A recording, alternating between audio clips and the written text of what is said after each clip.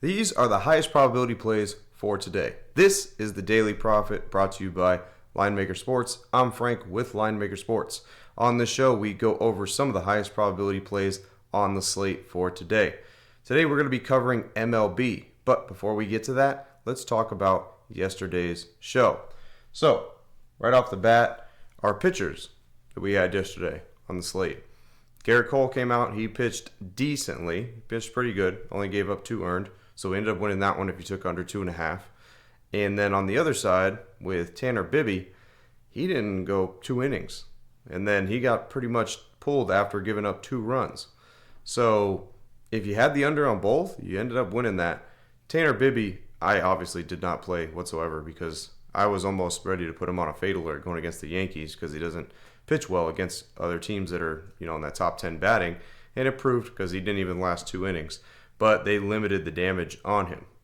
So, is what it is. If you got both of them under 2.5, then you ended up hitting that. If you didn't, and you got Garrett Cole, well, congrats, you got Garrett Cole too. But let's talk about some of the other plays as well. Some of the F-bombs too. We got, in the NHL, we had the Dallas Stars, Jacob Robertson, have at least 1 point pretty much. Almost a 79% probability there. No sweat really on that one. We ended up hitting that one pretty easily. I think it was in the second period that he ended up grabbing that. So pretty easy there. Then in that Guardians game, we had Will Brennan to go under 0.5 runs, meaning that he couldn't cross the plate. There was a 72% probability on that. That ended up hitting as well. Then we went to college football, and we had the Middle Tennessee quarterback, Nicholas Vadiato. He had a 70% probability to go over 249.5 passing yards. He did not get that. He got 199 passing yards. So that could have been because just pretty much the pace of play of the game was very, very slow. That was a terrible game if you were even watching it. It was Kennesaw State against Middle Tennessee State, and it was just a terrible, slow-paced game. So that was, he did not benefit from that, obviously.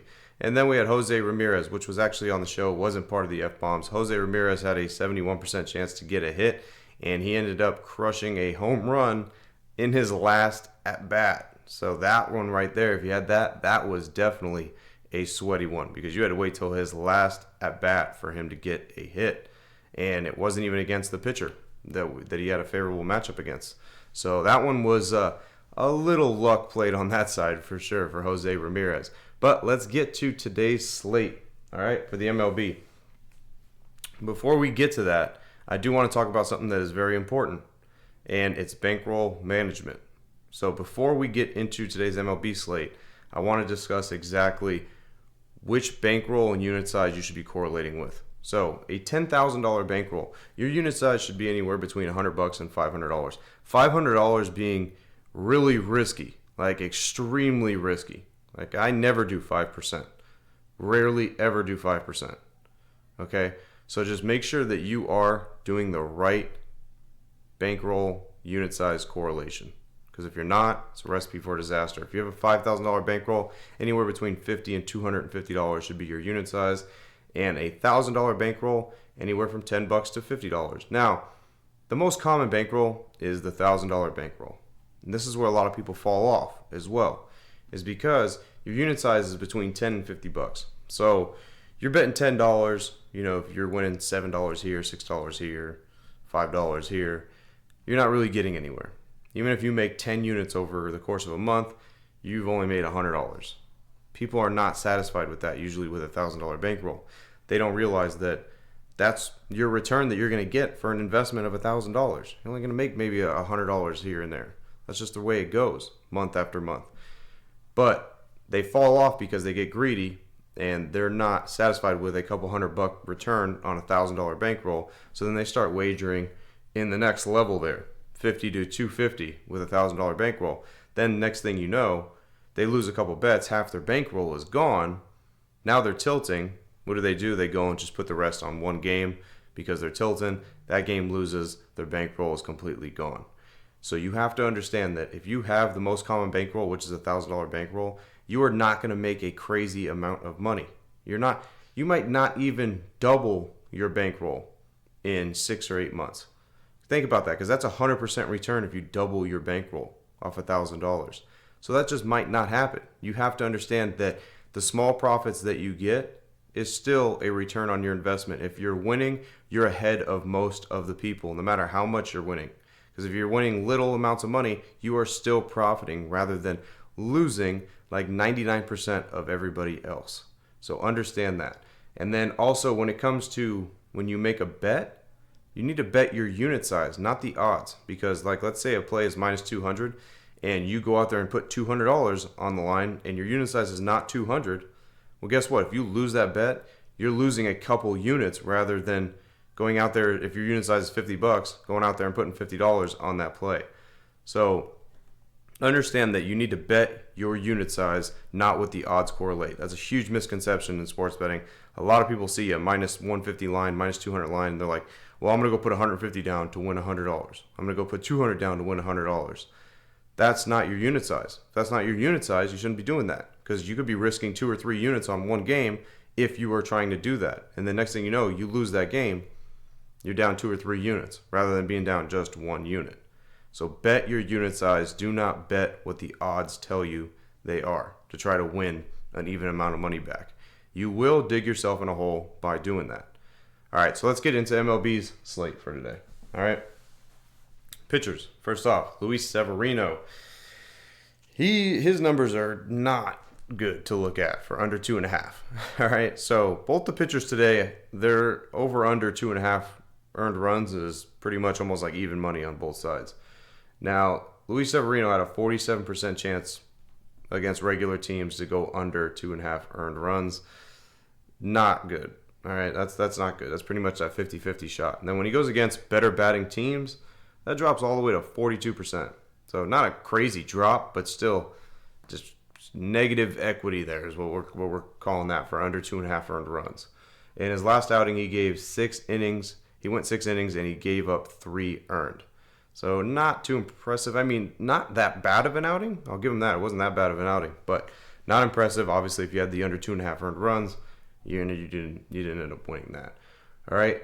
He is basically on that verge of a fade alert for today because he's going against the Dodgers, who can definitely probably rock him and get to him. So he could be a possible fade alert because if you flip the script here, we'd be looking at 58% shot for him to go over 2.5 earned runs.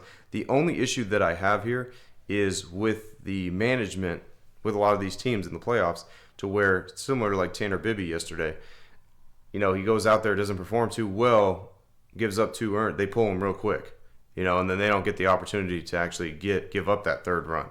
So that's the only downside of really when it comes to going over 2.5 earned runs in the postseason, because they might just pull him early. Tanner Bibby didn't even make 2 innings, and they pulled him, but you would win that under 2.5 earned runs because even though he went out and didn't pitch good, they pulled him real quick. So that's my only issue when it comes to trying to flip the script here and put him on a fade alert and go over 2.5 earned runs, is if they pull him real quick, you're screwed because there's really nothing you could do unless he has batters that he's responsible for that are on base and they come around and end up scoring.